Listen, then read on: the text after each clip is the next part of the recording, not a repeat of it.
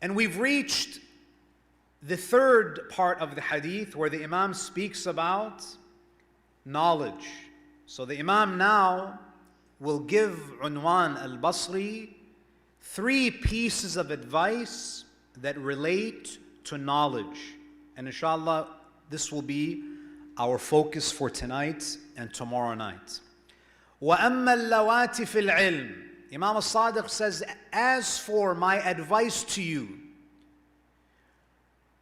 relating to knowledge, فَاسْأَلِ الْعُلَمَاء مَا جَهِلْتَ وَلَا وَإِيَّاكَ أَن تَسْأَلَهُمْ تَعَنُّتًا وَتَجْرِبًا. The Imam says, seek knowledge, ask scholars about what you don't know. And do not ask them. Beware of asking them to test their knowledge. فَاسْأَلِ الْعُلَمَاء مَا جَهِلْتَ. Ask scholars about what you don't know. Now, we as human beings, our knowledge is very limited. There are many things that we are ignorant of. But there is a certain type of ignorance that is inexcusable in the eyes of God. For example, I don't have knowledge of chemistry. Am I liable before Allah subhanahu wa ta'ala for that type of knowledge? Physics, mathematics, what type of knowledge is it a religious requirement for me to seek? An individual requirement. There's one type of ignorance that is inexcusable. There's a type of knowledge that is obligatory upon every individual Muslim to acquire. Many of us are familiar with the famous hadith of the Prophet that is transmitted by both schools, by Sunnis and Shias. It's a very famous hadith, an authentic hadith. Rasulullah sallallahu alayhi wa alihi says, طَلَبُ الْعِلْمِ فَرِيضَةٌ عَلَى كُلِّ مُسْلِمٍ. The Prophet says, seeking knowledge is an obligation upon every Muslim. Now, what does this mean? The Prophet is not encouraging us to seek knowledge. He's not recommending us to seek knowledge. He is saying that seeking knowledge is what? It's a fariḍah. What type of knowledge is it wajib? Because the Prophet is speaking about a type of knowledge that is obligatory on every single Muslim. Is it wajib for every Muslim to gain knowledge about medicine? No. Gaining knowledge of medicine is wajib kifa'i. It is a communal obligation. Someone has to become a doctor for society to function. Knowledge of medicine is wajib kifa'i. It's a communal obligation. If someone fulfills that task, the obligation is lifted from the rest. So ilm here is a reference to Islamic knowledge. It's an obligation upon each and every one of us to gain Islamic knowledge. But what type of Islamic knowledge? When the Prophet says it is an obligation upon every Muslim to seek knowledge, it means that you have to know your legal duty in every area of your life that is relevant to you. And the way that we know our legal duty is we refer to specialists. Now, it's not wajib on each and every person to become a specialist in Islamic law. It's not an obligation upon you to become a theologian per se, but it's obligatory upon you to know why you believe what you believe. This is an obligation.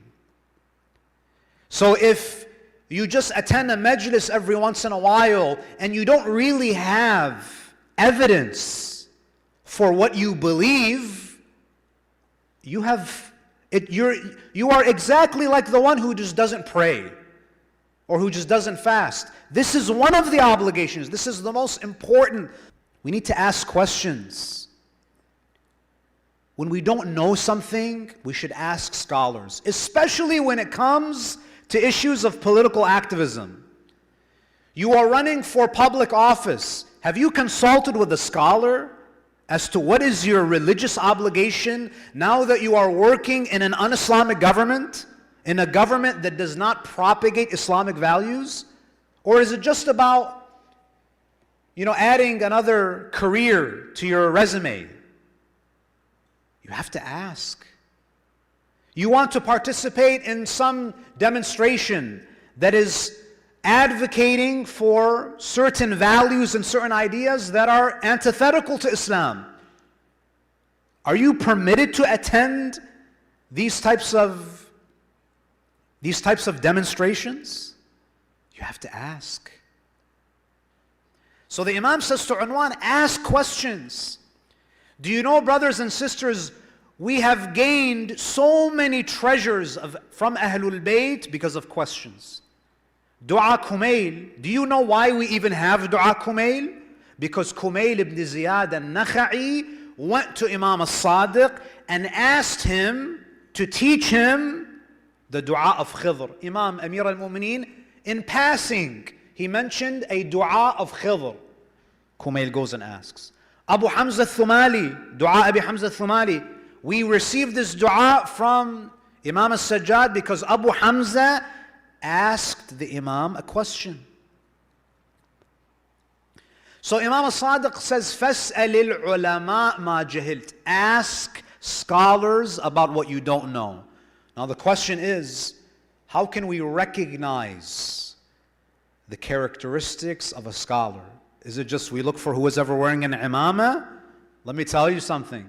If you're judging scholarship by just a turban, I promise you, some of the most corrupt people you will meet wear turbans. It doesn't mean anything. It's just a piece of cloth. It doesn't mean that someone who wears an imamah is knowledgeable. Imam Amir al-Mu'mineen, he gives us some of the characteristics that we should look for to determine if someone is a true scholar. Amir al-Mu'mineen, he says, أَلَا أُخْبِرُكُمْ بِالْفَقِيهِ حَقِّ الْفَقِيهِ. Imam Ali ibn Abi Talib, he says, do you want me to tell you who is the quintessential scholar? Who is a real scholar? The Imam says, لَمْ يُقَنِّطِ النَّاسِ مِنْ رَحْمَةِ اللَّهِ. A true scholar is the one who does not make people lose hope in Allah's mercy. There are some speakers, there are some who, when they speak, it's all doom and gloom. All of their lectures revolve around the horrible things that will happen to you in the grave and in barzakh. And by the way, let me share this other hadith about how big the flames are in Jahannam. A true scholar is balanced. They do not speak in a way that makes people despair of the mercy of Allah. And then the Imam says, وَلَمْ يُؤَمِّنْهُمْ مِنْ عَذَابِ اللَّهِ. Have you guys ever heard of a pastor? His name is Joel Osteen. He's a preacher. Many of you may have heard of him. He's a Christian preacher. If you listen to his sermons, he's very popular because he speaks about only positive things. God's love and God's mercy and never give up hope. This is important. But Imam al-Sadiq says there needs to be balance.